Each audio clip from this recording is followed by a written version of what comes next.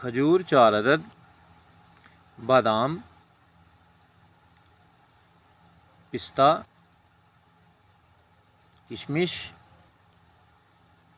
कद्दू के बीज 4 मगज़, और इसमें 1 गिलास आपने दूध डालना है इन तमाम अज्जा में। फिर इनको ढाँप देना है और रात भर इनको भीगे रहने देना है। सुबह आपने इनको अच्छी तरह जो है वो मिक्स कर लेना है।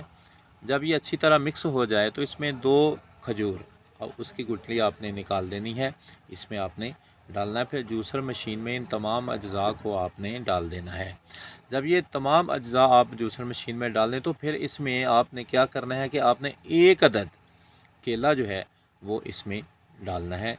केला डालने के बाद आपने इसमें हस्बे ज़ायक़ा चीनी, शक्कर या गुड़ डालना है। आप इसमें बर्फ़ चाहे पहले डालें ये या बाद में, ये आपकी मर्ज़ी है। ये एक बेहतरीन जूस तैयार हो जाएगा। आप इसे पिएं, गर्मियों में ये आपके लिए बहुत ही फ़ायदेमंद है।